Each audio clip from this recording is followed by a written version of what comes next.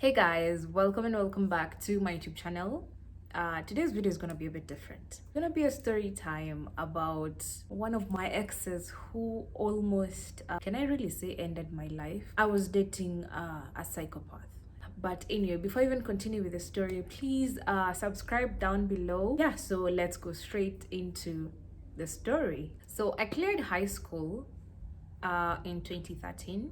So after clearing high school, nikafanya computer packages, and then I had even started journalism. I don't know, I really had a passion to just do journalism, to see people, news anchors, waki present news and all that, and that used to be my passion. At the time, I used to stay with my grandma.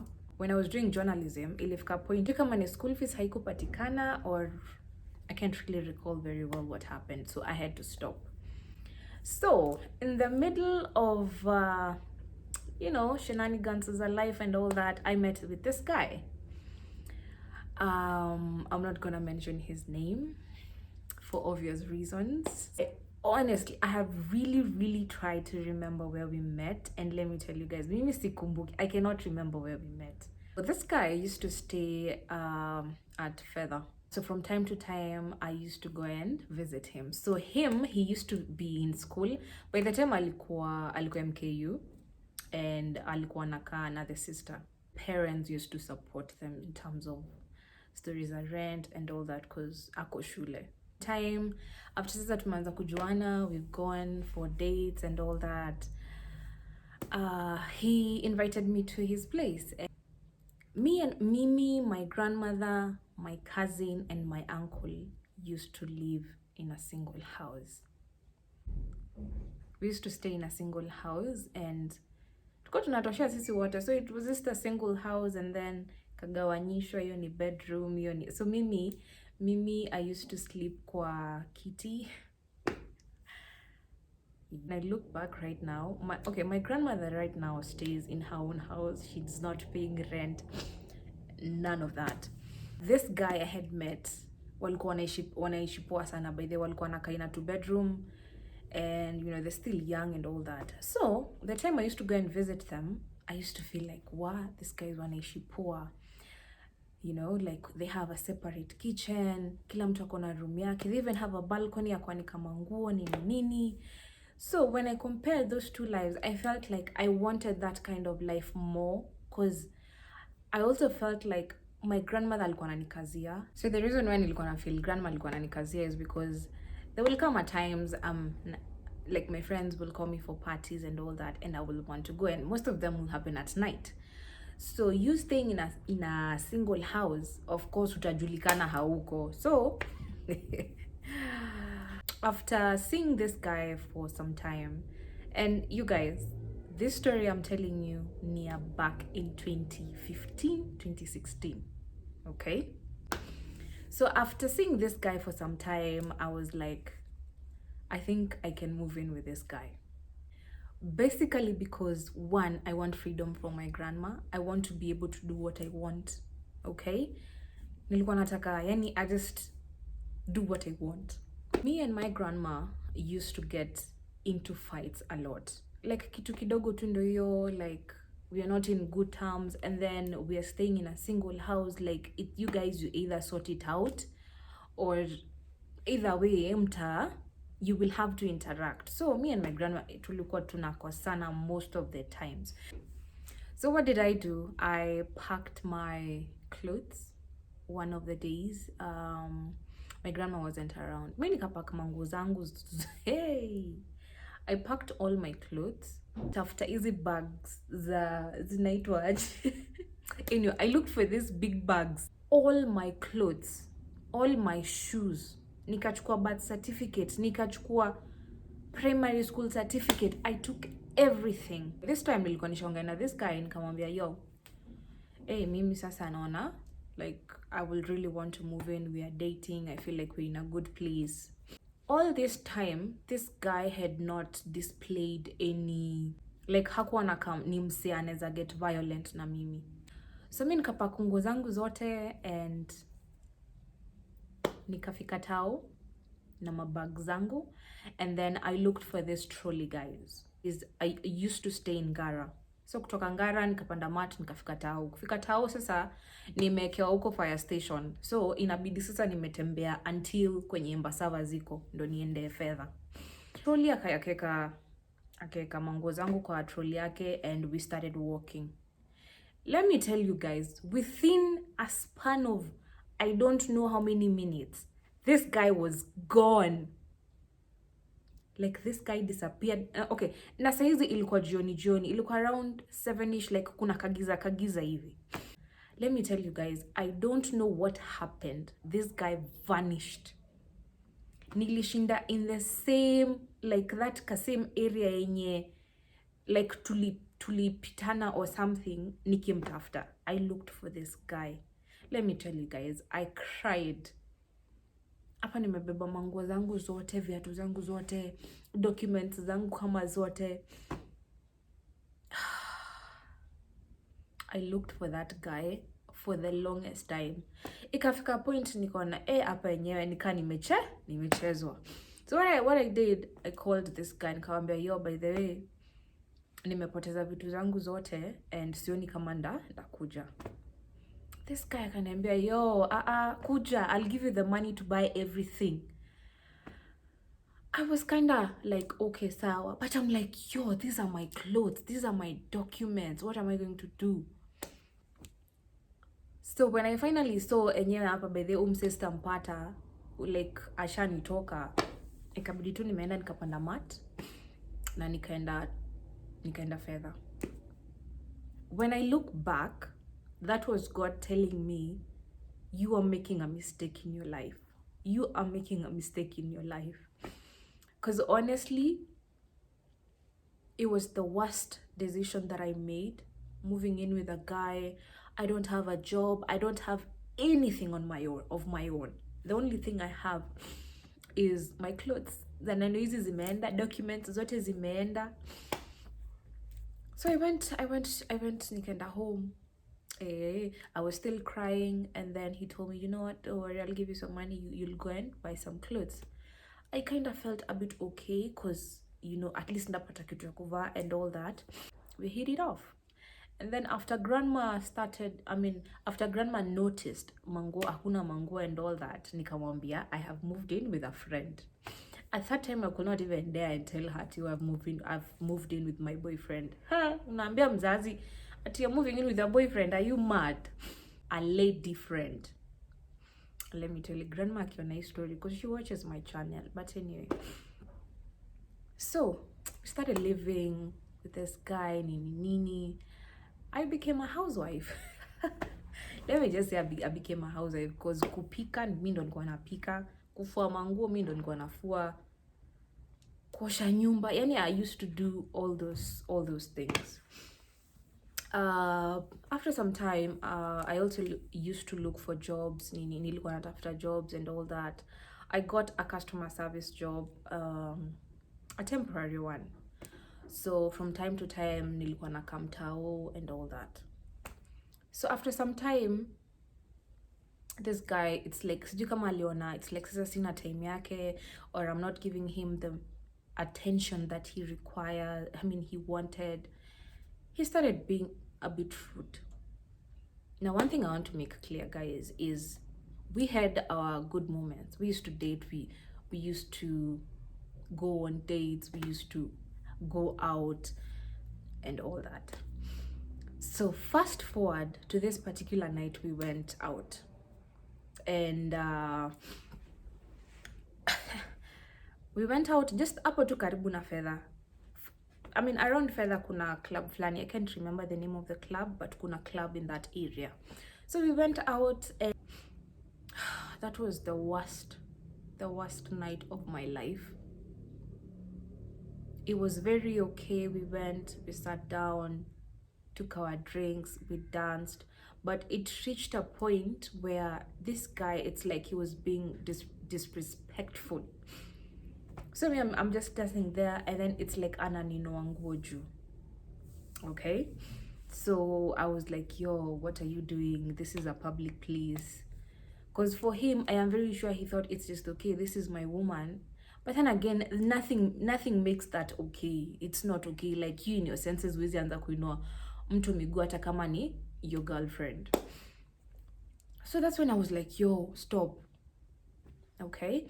And I even went and sat down. Kukaka, me of course, na kunywa pombe yangu nini. The DJ is playing my song. Mimi na, and then I woke up again. I started dancing nini. And then there was this other guy. You know the way machali wanakuanga kwa club. Okay, una demo na dance and then another guy will just come and, you know, want you to like grind on him or something like that. At this time I am dancing and this other guy is coming to approach me. My guy ameka chini. All right? I need you guys to catch up with the story. So immediately he saw this guy coming. He came, this guy, now my boyfriend akakuja na akanislap, akaniuliza, why are you entertaining this guy? So ikaka a bit, kukakuwa na commotion kiasi, cause him slapping me, watu waliona. And for me, I felt embarrassed and I was like, what the fuck? You know? And then I went and sat down. Let me tell you, it was, so many things were happening. So this guy mwenye alikuwa anakuja hapa hivi sasa kunichokoza, yeye akaona hapa kuna vita, that like this guy anaweza anzisha vita, akajitoa. That night I was so mad because within one night umeninua nguo, umenislap. So him alikuwa like, why are you entertaining this guy? That night mimi nikajam. By that hizo whatever I was drinking zilishuka. Nikamwambia yo, by then me I want to nitakurudi kwa nyumba. And he was like, oh okay, even ndo una entertaining wanaume huko. So ikakuwa ni like, oh kumbe hivi ndo unafanyanga. So we went back to the house. Of course he was still a bit tipsy, hata yeye alikuwa anakunywa. And that night I was so mad, I decided to like sleep in his sister's room because the sister wasn't there. And I even went to the room and nikajilock uko ndani. Hey, let me tell you guys. Me locking myself in that other room iliamsha mashitani zake zote, let me tell you guys. So this guy alienda kitchen akachukua kisu, anakuja anajaribu kufungua mlango. He tried opening the door, but the door wasn't opening. Akatoka nje, because in the room that I was in, there's a way you could access it through, as in ungetoka nje ya nyumba uende kwa dirisha. I don't know what he used. Akachukua whatever he used, akavunja dirisha, and then now he was talking to me through the window. At this time, I am so scared because akivunja dirisha, it is so loud and everyone can hear it. And imagine hakuna mtu mse alitoka, like even the neighbors. Anyway, so now he's talking to me through the window, and he's even throwing some pieces of the glass window now to me, ananiambia ebu fungua mlango, can you open the door? At this time anarusha this glasses, imebidadi nimeingia kwa wardrobe nijifiche ndio hizo glasses zisini whatever, zisini gonge. At this time I am just like, oh my god, what is happening? Because right now I am seeing a side of this guy that I have never seen. Because first of all, this guy is in, yani unaona ni msetu ako like, okay, I don't know how to explain, you guys. I really don't know how to explain. But ilifika a point, he wasn't able to like convince me through the window, because me, I was like, yo, my life is at stake at this point. Nimejificha kwa wardrobe, there's no one coming to help me. I continue staying there. Ikafika point akachoka, akarudi ndani ya nyumba, akachukua tu kisu tena, akajaribu kufungua mlango. After several attempts, he was finally able to open the door.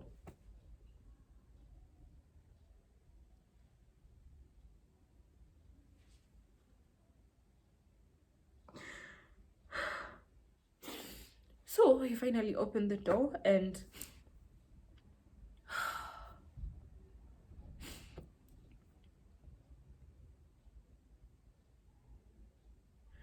so by this time mi nilikuwa nimevaa night dress, like niliingia kwa nyumba nika change and then nikajilock kwa that room because one, I am mad at him. So when he finally opened the door, he came and grabbed me. Actually alishikilia the night dress I was wearing, akaishika hivi, then he pulled me akanipeleka hadi sitting room. And then he started shouting, yo, ni nini mbaya na wewe? Do you know how much I love you? I don't know what the fuck was going on through this guy's head. This guy just started beating me.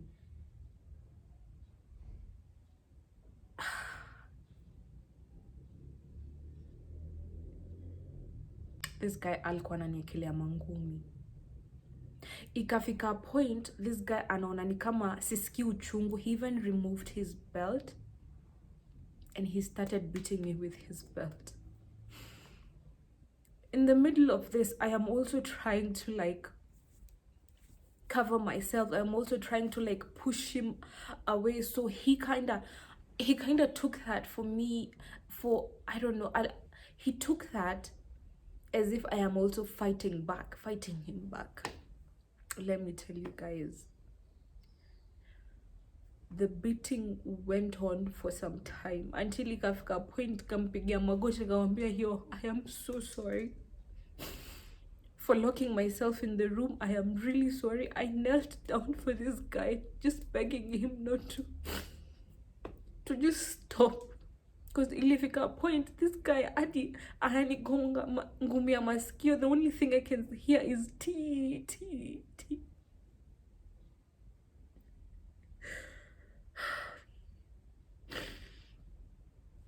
I even tried to like just forcefully hug him, to just be like, yo, I am sorry.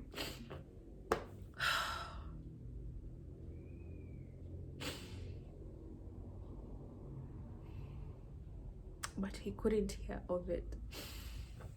Oh God.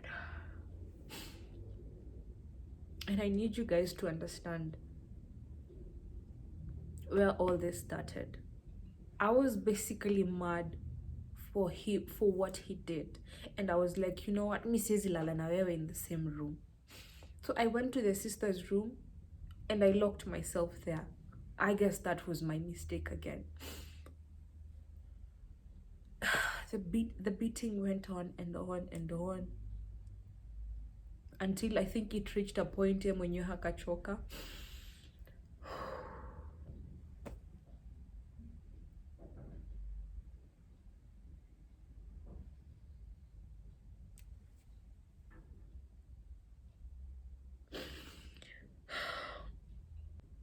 So ikafika point, it's like akachoka, and I just sat down on one seat.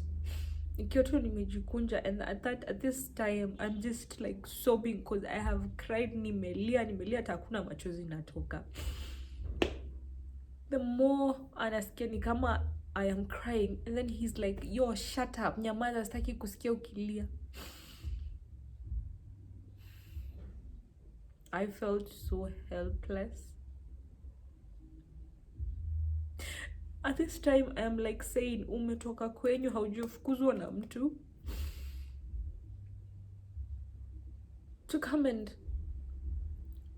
live with such a person. Middle of the night, he's like, so I've told you guys I was in my corner, upper sitting room. Nimekaa tu, I'm just sobbing and sobbing. After yeye zaka sasa anga yake ni kama sasa ime calm down, he's like, ebu kuja bed. At this time, let me tell you guys, whatever he said is what I was doing, because mi nilikuwa naona like my life is like over. He was like, ebu twende bed. I woke up, went to bed, and then nikalala side ya ukuta. At this time, I'm feeling so much pain, like masikio. Let me tell you guys, masikio yangu moja hata ni kama hata sikuwa nasikia anything. the beating yenye nilikuwa ile kichapo nilikuwa nimepewa, oh my god. Anyway, so nikalala on my side, and because of the pain I just kept on crying and crying and crying, and the more I cry, the more it's like, yo nyamaza, shut up. The next day this guy was pretending like nothing happened. Nothing happened, no apology, no nothing. I woke up, I was still nursing the pain in my body, and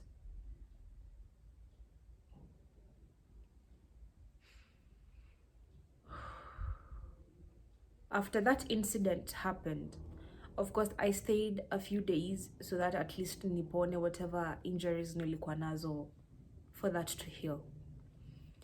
After that, I went to my grandmother's place. My grandmother did not know anything about this guy. So what I did nilihepa. I left like in the evening when he wasn't around. What I did is I left the house. I didn't even lock the house. I just took a few things na nikatoka, and I went to grandma. So grandma is like, hey, nini, what's up? And I told grandma, mi nimekuja tu kuvisit kukaka for a few days, because I was so embarrassed to be like, nilitoka huku nikaenda huku na chapo, this is what is this and this is what is happening. Was like, oh wow, hata umefanya vizuri, umekuja unisaidie with a few things in the house nini nini. And then my grandma used to own a general shop, so me I helped grandma kufanya vitu nini nini kwa nyumba, so that it didn't look like there's something wrong, like she wouldn't suspect anything. So this guy knew where my grandma used to stay, because we had been dating for some time. I used to go and see him before moving in and all that. So that's how he came to know where my grandma lives. Can you imagine, you guys? This guy had the audacity to come to my grandmother's place and kneel down in the house before grandma, begging me to go back with him.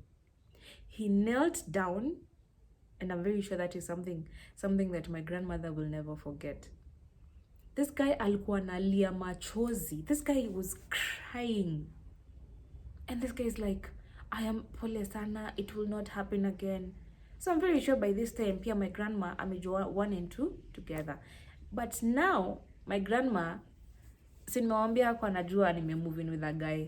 So hapo grandma akajoin the dots. This guy is crying. Mjamaa amelia. He's begging me to just go back with him. I was so fucking embarrassed, because ilifika a point ikaanza kukanika commotion, because he's crying, and to single houses you can hear what is happening on the other house. Out of feeling embarrassed of what is going on, of what is happening, and really being embarrassed that your grandma, ni make a grandma in this situation, I decided to go with this guy outside to talk. So we talked, and he was like, you know what, just come back home, let's talk things out. What I did, it will never happen again.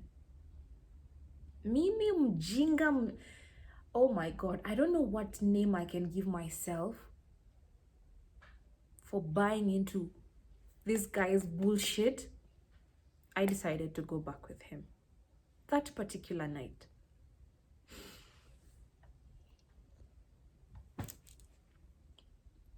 So that particular night I went back with this guy. Tulika chini tukaongea for a very long time. Sasa tumerudi fedha.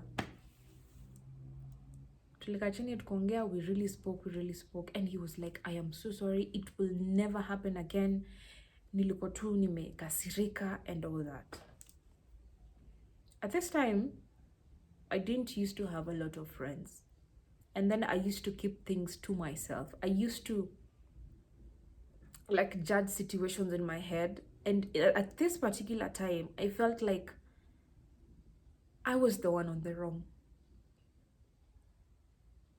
I don't know what the fuck was going on in my mind at this time, but guys, I felt like I pushed the guy. I was naive. Yeah, I was naive. So we sorted things out and we were back to normal.